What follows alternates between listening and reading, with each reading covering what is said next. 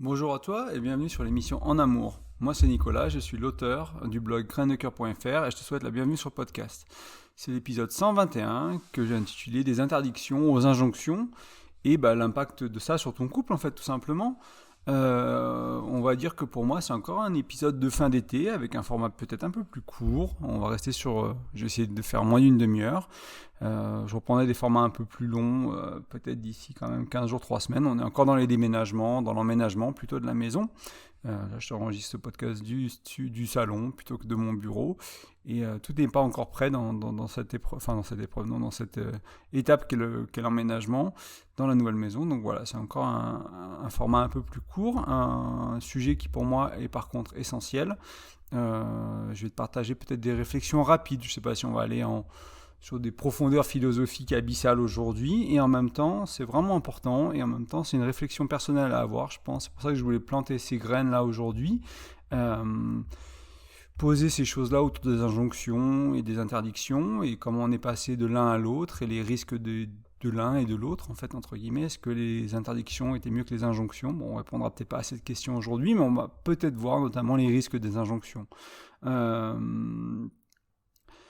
Pour te donner un peu de contexte, on a vécu pendant longtemps une certaine libération, on va dire, dans les années 70 autour de la sexualité notamment, mais à d'autres niveaux. Dans le divorce était ok, le droit des femmes a évolué, etc. Donc avant, on était dans une société, du moins en Occident, où il y avait beaucoup d'interdictions de par la présence de la religion, de par les mœurs sociales, etc. Et il y a eu cette étape de libération. Et la libération a amené des injonctions. Donc il y a des choses qu'aujourd'hui, peut-être que c'est bien de faire, que c'est mieux de faire, que c'est mieux de pratiquer. Et moi, j'ai vu ces injonctions pas mal s'exprimer autour de la sexualité ou du type de relation. Donc dans la sexualité, notamment avec le porno, par exemple, l'impact du porno sur nos relations de couple, et des choses que font les actrices, par exemple, pour vous, mesdames, et qui sont devenues petit à petit des attentes des hommes et des choses qu'on fait quand on vit une sexualité de couple, et peut-être qu'il y a des choses qui plaisent pas tant que ça, en fait. On le fait parce qu'on doit le faire, entre guillemets. Et donc, avant, on n'avait pas le droit d'être libéré sexuellement d'une certaine manière, et aujourd'hui, à l'inverse, il y a des injonctions, des choses qu'on doit faire. On doit même se faire un peu violence des fois, et faire des choses qui ne nous plaisent pas parce que c'est devenu une attente, en fait, quelque part. C'est quelque chose qui est tellement démocratisé, qui est tellement populaire, qui est tellement classique, qui est la nouvelle norme qu'on est obligé de le faire ou de s'y mettre ou d'apprendre à aimer ou d'essayer d'apprendre à aimer parce que des fois on n'y arrive pas, etc. Et donc on a vraiment fait cette transition-là. Donc j'aimerais qu'on parle un peu de ça, qu'on se rende compte un peu de comment ça nous éloigne aussi de soi, de moi, que moi ça m'éloigne de moi-même, quand je parle de moi là. Donc qu'est-ce que je veux vraiment, comment j'ai envie de vivre ma relation vraiment, pas à cause des interdictions du passé ou dans le cadre des interdictions du passé, et pas nécessairement dans les injonctions d'aujourd'hui. Où elle est ma vérité autour de la relation de couple, dans mon type de relation, dans ma sexualité, dans toutes les autres dimensions de ma relation, dans ma communication, etc. Et comment tout ça se goupille. Donc on va regarder ça ensemble, et je vais peut-être te donner quelques pistes de réflexion, quelques idées.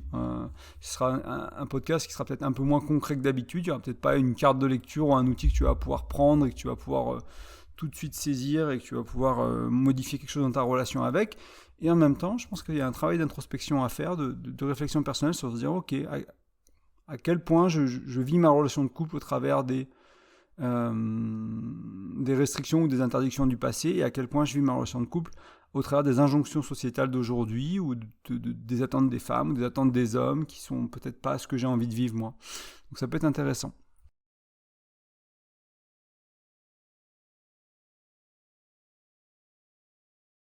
Donc comme je te le disais un peu en intro, il n'y a pas si longtemps, l'un des freins à l'épanouissement des couples, on peut dire que c'était les interdictions. Donc il y avait beaucoup de tabous, il y avait des choses qui étaient bien, qui étaient mal,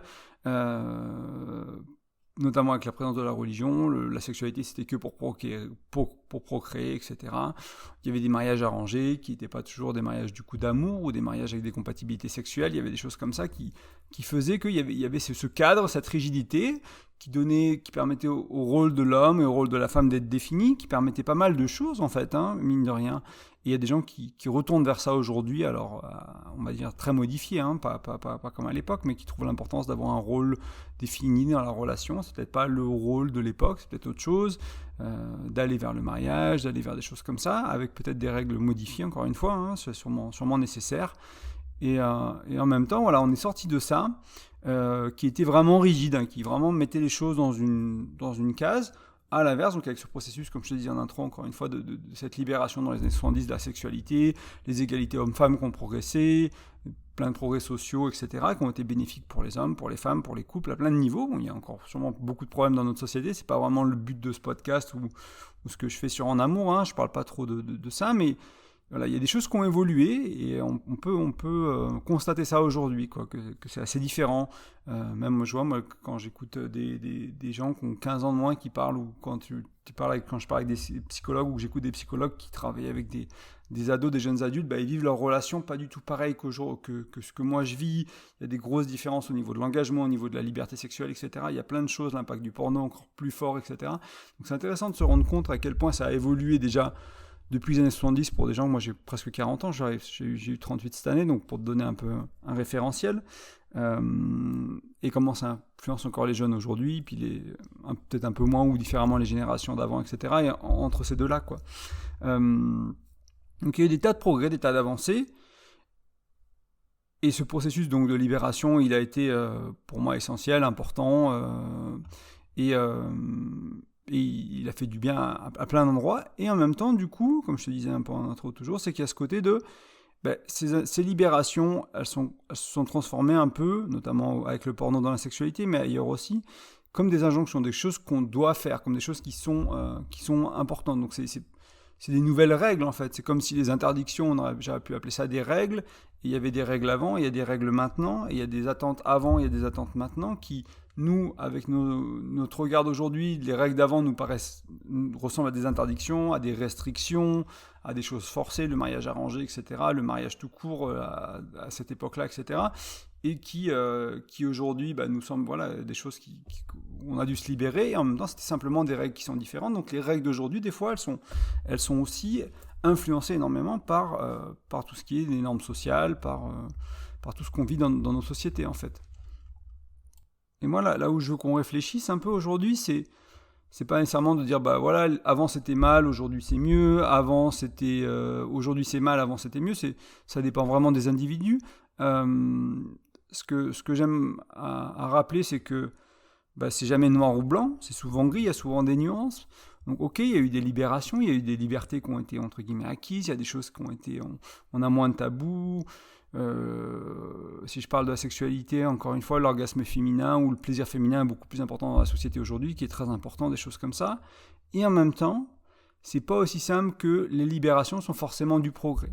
C'est pas, encore une fois, c'est pas noir et blanc. Il y a des endroits où la libération est transformée en injonction et ça crée des gens malheureux. Il y a des gens pour qui ça allait très bien, même aujourd'hui, des gens comme toi et moi, qui sont encore dans un schéma, mariés, 2 enfants, et qui sont heureux dedans. Et moi, si ça qui te va, c'est très bien.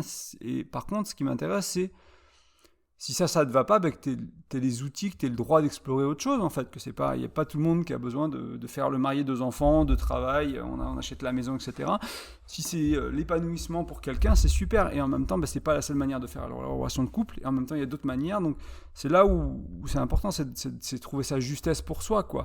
Donc, c'est un peu je te spoil un peu la fin du podcast, mais c'est trouver de la justesse pour soi entre les règles d'aujourd'hui, en fait. Et de se dire, je vais pas tout prendre comme des choses que je dois m'imposer à moi. C'est pas parce que dans les pornos ils font l'amour comme ça que ma sexualité elle doit être comme ça. C'est pas parce que y a un élan de polyamour, de relations ouvertes, d'avoir une sorte de détachement de l'autre, un manque d'engagement, que je dois pas être engagé dans ma relation de couple, etc. C'est qu'est-ce qui est juste pour moi, qu'est-ce que j'ai envie de créer, qu'est-ce que j'ai envie de vivre. C'est vraiment ça qui est important de se rappeler à ça, de se connecter en fait, de se connecter à ça plutôt. Moi, les deux, on va dire, libération ou liberté que je vois autour de moi qui ont le plus d'impact, qui deviennent des injonctions, donc c'est vraiment le porno autour de la sexualité, une sexualité, on va dire, plus libérée, où ça peut être des relations ouvertes, ou le polyamour. Il y a vraiment cette idée de ces pratiques-là, de ces manières-là de vivre la sexualité, de vivre le couple ou de vivre le non-couple, ou le couple ouvert, ou le peu de couple et beaucoup d'ouverture, peu importe comment c'est vécu ou pratiqué. C'est vraiment, des fois, je me rends compte qu'il y a des gens autour de moi qui cherchent justement ils ne veulent pas vivre ça. Ils veulent vivre une sexualité peut-être plus traditionnelle, ou plus connectée, plus spirituelle. Et ça peut être compliqué parce que tout le monde est formaté par le porno, les hommes et femmes, hein, beaucoup les hommes, mais aussi les femmes parfois. Et je pense que parfois, quand je pense à la sexualité de la femme, il y a une partie de moi qui est là, oui, c'est bien qu'il y ait cette libération au niveau de l'orgasme, du plaisir clitoridien, etc. Et en même temps, c'est tellement... c'est comme l'éjaculation pour l'homme, quoi. C'est tellement restrictif par rapport à ce qu'on est capable de vivre, ce que la femme est capable de vivre, ce que l'homme est capable de vivre. Donc c'est une belle première étape, on va dire, de se libérer, de pouvoir vivre ça, de savoir que c'est OK, de savoir que ça existe, de savoir que toutes les femmes peuvent, probablement quasiment toutes les femmes peuvent le vivre. J'imagine que toutes les femmes peuvent le vivre, mais il y a toujours peut-être des choses qui sont plus compliquées. Dans l'intimité, pareil chez les hommes. Et du coup, c'est une première étape qui peut être intéressante. Et le problème, si ça reste au niveau de l'injonction, que j'ai un rapport sexuel, je dois éjaculer et je dois donner un orgasme clitoridien à ma partenaire, on rate tellement de choses en fait. On rate tellement de choses dans l'intimité, dans la profondeur de la sexualité, dans l'émotionnel, même dans le plaisir, dans le désir, il y a tellement d'autres choses. Donc c'est à la fois quelque chose qui a été très bien, et à la fois quelque chose qui est du coup aussi très limitant aujourd'hui. Et je ne sais pas ce que tu en penses, ça peut être intéressant de regarder de comment toi tu vois ça, est-ce que ça te parle, est-ce que tu comprends pas trop ce que je veux dire, et si tu comprends pas trop ce que je veux dire, peut-être qu'il y a une exploration au niveau de la sexualité à faire, de se rendre compte que si ton plaisir en tant que mec c'est l'éjaculation simplement, et que ton plaisir en tant que femme c'est l'orgasme clitoridien, c'est un bon début, mais sache qu'il y a vraiment un univers dans le plaisir qui est bien plus grand que ça, et il y a d'autres possibilités qui sont disponibles au corps, voilà, tout ça, et c'est important ça peut être important de le vivre en fait, tout simplement, hein, d'expérimenter avec ça. Et bien sûr, donc l'autre niveau, donc il y a la sexualité, puis le polyamour, ce que je te disais tout à l'heure, les relations légères, qui est devenu, moi j'ai des gens autour de moi qui ont du mal à rentrer en relation, quoi, même dans certains âges, dans certaines tranches d'âge, dans certaines régions de France, où il y a vraiment cet élan de plus d'engagement, quoi. Je veux plus me faire chier avec l'engagement, pour parler crûment, et du coup c'est, on se voit, on couche ensemble, on passe des bons moments, on vit séparément, mais il y a pas les projets de vie font peur, on s'est fait mal avec les enfants, avec des mariages, des choses comme ça par le passé, et du coup on n'a plus envie de se faire chier avec tout ça, et on s'est plus s'engager, on a peur de s'engager, il y a vraiment une peur dans l'engagement, et voilà, est-ce que je t'en parlais un peu plus tard, hein, moi ce qui est important, c'est que là je te parle d'injonction, je te parle de restrictions, ou j'ai oublié le terme que j'ai utilisé, d'interdiction du passé, et pour moi il y a aussi ce qui est important qui va avec, pour vivre la relation que tu veux, c'est les incapacités. C'est ce que moi, je suis incapable de vivre. Donc c'est pas quelque chose que j'ai pas envie de vivre, mais juste que j'ai pas la capacité de le vivre. C'est-à-dire que je sais pas, je pense que l'exemple que je prends, c'est quelqu'un qui veut vivre des relations légères, ou une relation ouverte, mais qui est en dépendance affective profonde et qui va s'attacher en chaîne. Donc cette personne veut évoluer dans un monde dans les règles du jeu sont on s'attache pas, on prend du plaisir sexuellement, etc. Mais il y a une dépendance affective qui fait qu'il y a un attachement. Et du coup, cette personne se fait mal, elle se fait mal, elle se fait mal, elle se fait mal. Et du coup, pour moi, là, c'est pas qu'il y a une injonction de il faut vivre les choses comme ça. Non, c'est un élan profond de cette personne de le vivre. C'est pas une restriction du passé ou quoi que ce soit, c'est juste que il y a une incapacité chez la personne, donc il y a un travail personnel à faire, en thérapie, en psychologie, peu importe, pour guérir certaines blessures, cultiver l'estime de soi, voir sa peur de l'abandon, sa peur du rejet, etc., et travailler tout ça, pour que derrière, ensuite, il y ait vraiment cette liberté de vivre ce que j'ai envie de vivre. Et si toi, tu as envie de vivre que du couple, c'est très bien aussi, hein. Bien sûr, je ne fais pas d'invitation à vivre l'un ou l'autre, hein. Moi, si tu m'écoutes depuis un moment, je prône pas une relation plus que l'autre, encore une fois, c'est qu'est-ce que tu as envie de vivre avec, du coup, et trouver des gens qui ont envie de vivre la même chose que toi et partager ça ensemble. Et encore une fois, si c'est des relations à deux, engageantes, parce que marier 2 enfants, ou le projet de maison, ou un projet professionnel, c'est super. Si c'est des relations légères, c'est super. Si c'est du polyamour, c'est super. Si c'est du libertinage, c'est super. Je juge aucun type de relation, c'est toujours le faire avec des gens qui ont envie de vivre la même chose que soi, et de le faire avec conscience, et pas parce que c'est une interdiction, pas parce que c'est une injonction, et pas parce que tu as une incapacité, parce que tu as du travail personnel encore à faire. Et c'est aussi ok d'avoir encore du travail personnel à faire. Moi, il y a plein de choses que j'ai encore à faire sur mon travail personnel. Je suis loin d'être parfait, Et en même temps, je cherche à faire ce travail qui va me permettre de vivre la relation que j'ai envie. Donc s'il faut que je travaille un peu sur ma jalousie, ben, je vais faire un travail sur ma jalousie, si voilà, et sur ma communication, etc., pour pouvoir vivre la profondeur et l'intimité que je veux avec ma compagne. Euh, et comme ça permet d'être en paix, de vivre une relation saine, une relation qui est nourrissante. Donc, en naviguant un peu donc, ce qui étaient les interdictions passées, les injonctions d'aujourd'hui, et toujours les interdictions d'aujourd'hui, il y en a toujours, hein, euh, et peut-être les incapacités, c'est mon invitation pour aujourd'hui, c'est de se reconnecter à toi, à ce que tu veux vraiment. Donc, que tu veuilles du couple, que tu veuilles du polyamour, que tu veuilles une sexualité torride de porno, peu importe. Tout ça, c'est OK, à condition que ce soit juste pour toi et que ce soit juste pour les personnes impliquées. Donc, qu'il y ait une honnêteté, qu'il y ait une transparence, qu'il y ait une communication ouverte, dire, OK, moi, ma sexualité, j'ai besoin d'une sexualité intense, j'ai besoin d'une sexualité mécanique, j'ai pas besoin d'une sexualité connectée, etc. Ou l'inverse, j'ai besoin d'une sexualité connectée, douce, tendre, intime, etc. Et se dire, bon, bah, et trouver des gens qui ont envie de vivre ça avec toi. Peut-être que tu as envie d'une sexualité variée, hein, avec des choses qui sont différentes, avec des moments avec le ou la même partenaire qui sont différents, ou les mêmes partenaires, etc. Et vivre ça pareil avec le polyamour, les relations légères, ou ce que tu veux vivre dans une relation engagée, c'est je peux pas vivre une relation engagée parce que bah, c'était le mode d'avant, c'est parce que j'ai vraiment envie de savoir ce que c'est. Moi, c'est ma motivation personnelle. J'aime bien la vie à deux, j'aime bien la profondeur qu'on peut créer à deux, j'aime bien l'intimité qu'on peut créer à deux, et les projets de vie, et de m'engager vraiment, de choisir quelqu'un et m'engager dans cette vie à deux, quoi, et de faire des choses ensemble, et je trouve ça magnifique, je trouve ça fantastique, et du coup ça me parle, et peut-être qu'il y a d'autres personnes qui vont dire, bah non, moi, c'est compliqué, je préfère, ou c'est pas compliqué, ou juste, je préfère juste autre chose, quoi, c'est ok aussi. Mais toujours comprendre euh, ça doit pas être à cause des injonctions, d'une incapacité ou des interdictions. C'est vraiment ça le message d'aujourd'hui. Donc, l'invitation, c'est se reconnecter à toi, tes désirs, tes envies, ce qui est juste pour toi, et trouver des gens, une personne, plusieurs, selon ce que tu veux vivre, euh, qui va vraiment permettre d'expérimenter ça, en fait. Euh, comprends aussi que c'est ok de pas nécessairement savoir ce que tu veux.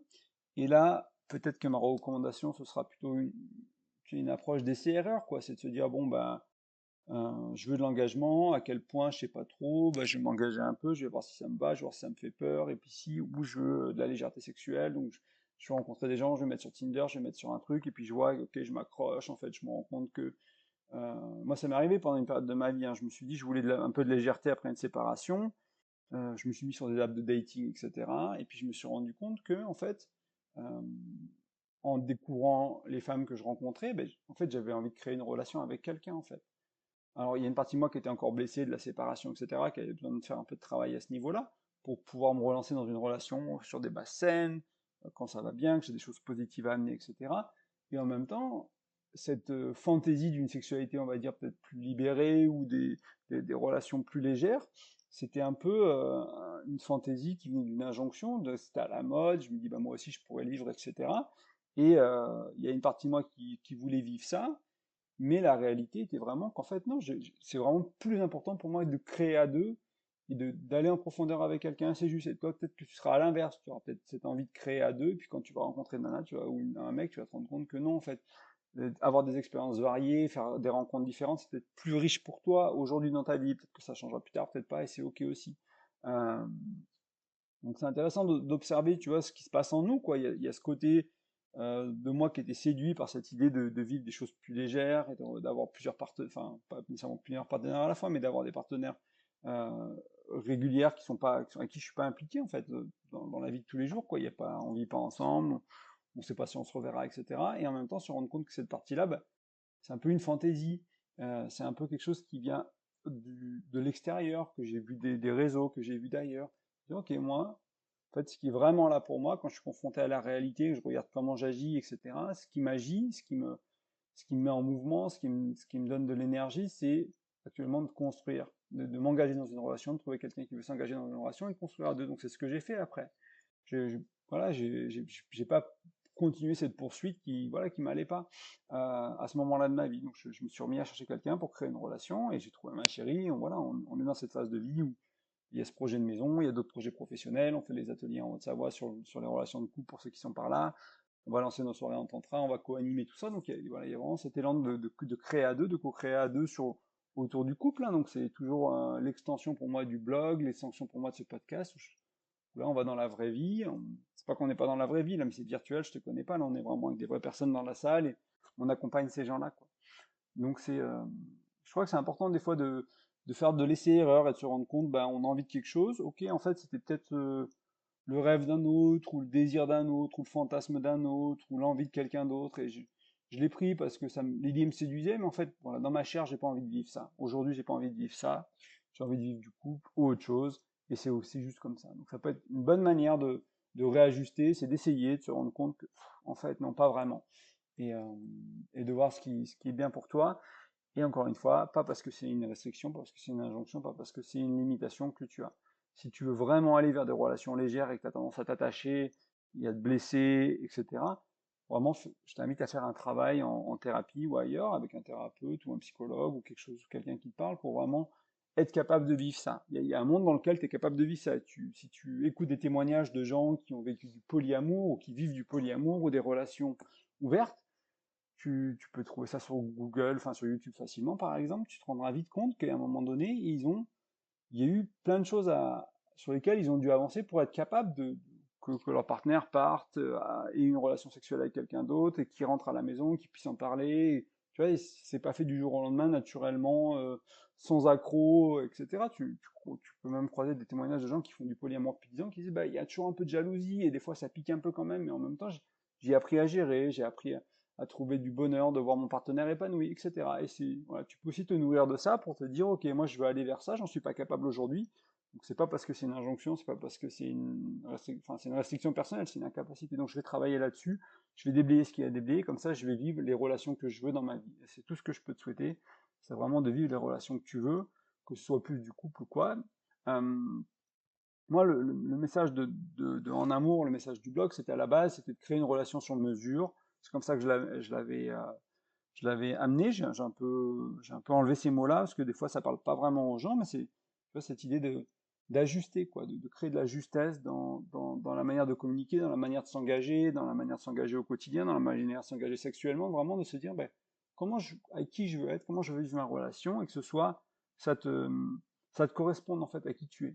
Alors, il y a des grandes catégories, et des fois, il y a des gens, ils vont être entre les deux. Ils vont vraiment façonner leur relation, tu sais, comme un artisan qui travaille la pierre, où vraiment il va tailler exactement comme il faut pour que ça aille pour lui, en fait, pour ce qu'il voulait créer. Ça peut être pareil, une relation de couple. Ça peut être vraiment modulé, ajustable, à qui tu es, avec qui tu es. Ça, c'est super important. C'est pas juste quelque chose d'égocentrique et de mégalomane, de bah, moi je veux vivre ça, alors je l'impose à l'autre. Sinon, c'est aller à deux, co-créer ensemble, et, euh, et sortir dans des interdictions, sortir des injonctions, et sortir faire le travail nécessaire pour les incapacités.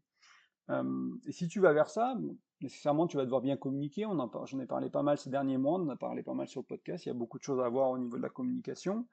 À la rentrée, la semaine prochaine, les ateliers sur les 4 prochains mois qu'on va faire avec ma compagne, ils sont sur la communication aussi. Donc on va remettre des couches de communication. Sans communication, c'est très compliqué de vivre la relation à deux, de vivre le couple. Quelqu'un qui communique mal, c'est compliqué, pour l'avoir vu, revu, re-revu, et peut-être ouais, l'avoir vécu aussi, moi, à ma manière, même si je pense que j'ai eu la chance d'être un communicant, on va dire, pas trop mauvais depuis longtemps, mais j'ai quand même appris énormément.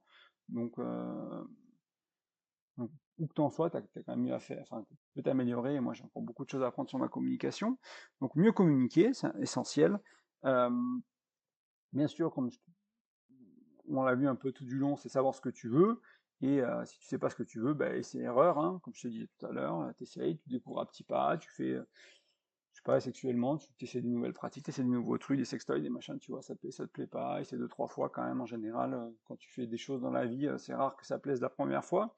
Et c'est surtout la sexualité, ça peut être intéressant aussi de persévérer un peu et de voir des témoignages de, voilà, comment ça marche, comment les autres ont changé leur sexualité. Souvent, c'est pas une fois, faut que le corps il s'habitue. Si tu gardes des nouvelles parties de ton corps ou que tu joues avec des nouvelles choses, ça peut être intéressant voilà, de regarder à ce niveau-là. Euh, Ça implique d'avoir une envie d'authenticité, et vraiment le courage de l'exprimer aussi. Euh, et donc on vient peut-être au niveau de communiquer, mais c'est aussi une envie profonde de se dire, ben, moi j'ai envie d'être moi-même dans mes relations. Donc, je vais trouver des gens qui me permettent d'être eux-mêmes et qui ont envie d'être eux-mêmes aussi. Et on va essayer de créer des relations authentiques. Donc ça va vraiment aider à trouver de la justesse dans ta relation parce que derrière, tu vas pouvoir être OK. Ben non, moi je suis OK, je veux de la relation exclusive, de couple, et créer des choses avec toi dans ma vie sérieuse. Et toi, ça me va en fait. J'ai pas besoin de quelqu'un d'autre, j'ai pas besoin d'autres partenaires, j'ai pas besoin d'autres choses. Et puis aller là-dessus, ou à l'inverse, encore une fois, je veux de la légèreté, je veux m'amuser, je veux pas me prendre la tête. Je veux vivre des expériences folles avec plein de mecs ou plein de nanas différentes. Et puis on verra s'il y en a un qui me. Enfin, on verra si ça change plus tard. Euh, Ça peut être intéressant. Donc, authenticité dans ce sens-là, vraiment être connecté à soi. Et un peu dans l'axe du faire le travail sur soi-même quand on a des incapacités, peut-être aussi un travail pour se désimprégner des interdictions ou des injonctions. Donc, se rendre compte que se poser la question, observer comment ma sexualité a été influencée par les années où j'ai regardé du porno, ou si je continue à regarder. Moi, ça fait très longtemps que je regarde plus de porno maintenant. Et bien sûr, ça a changé mon rapport à la sexualité et ma manière de voir la sexualité, et en même temps, à quel point le porno imprègne encore ma sexualité. Quels sont les fantasmes? Ça peut être intéressant, si on reste dans la sexualité, de regarder c'est quoi les fantasmes? Est-ce que c'est que tu as, est-ce que c'est les fantasmes classiques que tu vois dans les films porno? Est-ce que c'est vraiment des trucs perso qui t'excitent toi et qui sont vraiment pour toi? Ou est-ce que c'est vraiment les trucs, on va dire classiques, quoi, à trois, si, comme ça, machin, enfin, tu vois, les trucs. Donc, ça peut être intéressant aussi d'observer les fantasmes, se rendre compte à quel point, on a été formaté, t'as été formaté, j'ai été formaté par ce qu'on a vu, ce qu'on a revu, les pubs à la télé, les films, les trucs qui paraissent fous, etc. Et te dire, elle est où mon originalité, elle est où ce qui est essentiel pour moi, elle est où ce qui m'appartient vraiment, quoi, hein, dans mes désirs, dans mes rêves, et ça peut être bien au-delà de la sexualité, ça peut être dans ta manière de vivre au quotidien, ça peut être où tu vis, ça peut être comment tu vis, comment tu gagnes ton argent, ton équilibre avec ton équilibre de vie au-delà de l'argent, vraiment quel temps qui te reste pour profiter de la vie et comment tu profites de la vie, etc. Donc il y a pas mal de choses à regarder, à quel point tu as été influencé voilà, par des injonctions, par des interdictions, par des croyances limitantes, et te dire, ok, qu'est-ce que je peux changer là-dedans? Qu'est-ce qui ne sert pas? Qu'est-ce que j'ai envie de changer? Quelle croyance est limitante et j'ai envie de changer? Ça peut être intéressant de faire ce travail-là. Donc c'était quelques pistes, hein, donc mieux communiquer, savoir ce que tu souhaites, authenticité, se désimprégner des schémas et des choses qui sont de l'extérieur pour aller encore plus vers plus d'authenticité. C'est quelques pistes que je voulais donner un peu en conclusion pour quand même te guider dans cet épisode qui peut paraître peut-être un peu moins concret que les autres. Euh, vous êtes plusieurs à me dire que c'est important pour vous que ce soit concret, donc je ne veux pas non plus être dans des choses qui sont trop des débats philosophiques, mais je pense que cette réflexion-là, elle est importante. Et peut-être que l'outil concret, c'est faire de l'introspection et se poser des questions, quoi. Regarder un peu ce rapport à quel type de relation je veux, comment je vis ma sexualité et les quatre autres dimensions, enfin les trois autres dimensions, l'intellect, l'émotionnel et le spirituel du couple, et voir à quel point tu as été imprégné de différentes choses, quoi, de ton foyer familial, de ce qui se passait dans ta famille, ou de la société, ou de ce que tu regardes, ou de ce que tu écoutes. Je vais peut-être prendre un dernier exemple sexuel cru, hein, qui touche les hommes et les femmes, pour essayer vraiment de faire passer mon message. Et ça permet aussi de parler un peu de sexualité. J'aime bien des fois parler un peu de sexualité crue, dans le sens où ça permet un peu de casser les tabous, de mettre des mots, voilà, ça permet qu'on en parle, voilà, tout simplement. Je trouve que c'est important. C'est quelque chose qui des fois est trop compliqué parce qu'on ne sait pas trop comment en parler. Donc je vais parler de pratiques de pénétration, de sexe anal, que tu sois un homme ou une femme. Il y a deux scénarios, entre guillemets, hein. C'est soit t'aimes pas, donner, recevoir, les deux, peu importe. Mais ce qui est important, admettons que tu veuilles pratiquer pour aimer ça, pour aimer le sexe anal. Là, ce qui est important pour moi, c'est ne pas pratiquer parce que c'est à la mode et parce que tout le monde le fait dans le porno. Donc tu vois, c'est de dire c'est quelle justesse. Ok, je sais pas si j'aime, je sais pas si j'aime pas, ou j'ai une appréhension de pas aimer, ou ci ou ça. Ok, comment je peux faire une exploration seule avec mon ou ma partenaire, avec mes ou mes partenaires, etc. Comment je peux faire une exploration? Je peux lire des témoignages en ligne, voilà, il y a plein de choses, acheter des sextoys, utiliser des trucs pour faire cette exploration et me rendre compte par moi-même du j'aime pas et pas se forcer à aimer parce que dans le porno ils le font, et pas se forcer à pas aimer parce que c'est crade et que c'est interdit, que c'est pas bien, et que dans je sais pas quel livre ils ont dit que c'était pas bien, et que mes parents le faisaient pas, ou j'en sais rien. Sortir de l'injonction, sortir de l'incapacité, et sortir de l'interdiction, en fait. Puis se dire, ok, j'essaie, pourquoi. Et puis l'inverse, c'est, ok, ça c'était, je veux pratiquer, je veux essayer d'aimer, et l'autre, euh, je veux pas pratiquer, j'aime pas ça. Donc là, c'est vraiment parce que souvent, c'est une interdiction, une injonction du passé, peut-être, qui était une règle du passé, où c'est pas bien, c'est sale, et puis se dire, ok, ouais, je suis pas pour ou contre, en fait, moi. La pratique de la sexualité anale, le donner, le recevoir, peu importe, c'est pour savoir si c'est juste pour moi, ça va sûrement passer par une exploration personnelle, comme beaucoup de choses dans la vie, hein. Si tu veux savoir si tu aimes le piano, ben, ça va passer par une pratique du piano. Si tu veux savoir si tu aimes le VTT, ça va passer par une pratique du VTT. Tu vas devoir faire quelques sorties, tu vas devoir regarder, est-ce que tu aimes la descente, est-ce que tu aimes le trial, est-ce que tu aimes le cross-country, est-ce que non, en fait, je suis parti sur le VTT, mais je préfère le vélo de route. En fait, la route, ça me parle plus, ok. Bon, bah voilà, c'est pareil dans d'autres dimensions. Donc là, je t'ai pris un exemple un peu cru, euh, parce que c'était un peu dans le thème. Encore une fois, c'est là où je le vois le plus, hein, c'est la sexualité et le type de relation, donc polyamour, relation légère ou couple engagé. Mais il y aurait pu y avoir plein d'autres choses. Donc pour voir un peu aussi si ça fait réagir l'audience. Donc si jamais ça te fait réagir, n'hésite pas à réagir, à me dire comment tu vois les choses. Mais c'était intéressant de se dire, voilà, si c'est une pratique comme ça qui t'intéresse, ben, pas le faire parce que c'est la mode, et pas le faire parce que c'est pas enfin, parce que c'est sale ou que c'est pas bien. Tu vois, et puis voir est-ce que c'est juste pour toi, et, euh, et peut-être que ça va demander un certain travail, euh, ou une certaine approche, une certaine exploration, une certaine curiosité. Je pense que c'est vraiment vrai enfin, c'est vrai dans plein de choses, dans la communication aussi, des fois. Est-ce que tu aimes communiquer de manière ouverte et transparente avec ton ou ta partenaire? Ouais, ça va te demander de pratiquer la communication, ça va te demander d'explorer, de voir ce que tu es à l'aise de dire, de ce qui n'est pas à l'aise de dire, de ce que tu es à l'aise d'entendre, ce que tu n'es pas à l'aise d'entendre de l'autre, etc. Et ça va être une pratique à deux, qui va prendre du temps, avec des essais-erreurs, avec des ajustements, avec des blessures, avec des douleurs. Et voilà, donc ça pourrait être un exemple voilà, qu'on peut décliner à plein d'autres endroits, tant que, on va dire, l'esprit reste le même.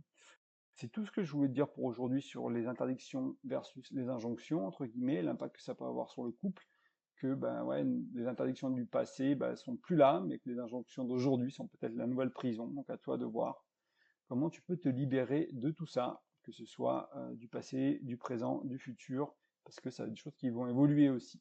Comment tu peux te sentir libre et comment tu peux te sentir juste avec ce que tu vis dans ta relation de couple. En tout cas, je te remercie de ton écoute. Comme toujours, tu peux soutenir le podcast simplement en le partageant, en t'abonnant ou en mettant une petite note avec les étoiles, un petit commentaire. Ça permet à plus de gens de le voir. Ça aide vraiment le podcast. Moi, je propose des accompagnements aussi. Donc, si jamais, je sais pas, moi, tu vas aller vers moins d'interdictions, moins d'injonctions et vivre une relation plus authentique, bah, l'accompagnement peut être parfait pour ça aussi, peut être très bien pour ça. Donc tu vas sur graindecoeur.fr, tu regardes un peu l'onglet accompagnement pour voir les modalités, le prix, si ça te va, si ça t'intéresse de travailler avec moi. Et enfin, euh, euh, comme toujours, j'ai un e-book qui est disponible sur graindecoeur.fr. Il est gratuit, c'est 5 outils pour mieux communiquer. Donc ce qu'on a vu aujourd'hui, ça peut éventuellement être en lien, mais d'une manière générale, communiquer c'est essentiel, comme je te disais. Donc ça va t'aider à mieux communiquer et à mieux t'exprimer, à rentrer en connexion en fait, en intimité avec l'autre via la communication. Donc ça me paraît essentiel. Donc il est gratuit, il suffit d'aller sur graindecoeur.fr, tu peux le télécharger en rentrant ton prénom et ton email dans un des formulaires, et comme ça je te l'envoie par email, comme ça tu peux le télécharger et le lire. Je te remercie de ton écoute et je te dis à la semaine prochaine. Ciao.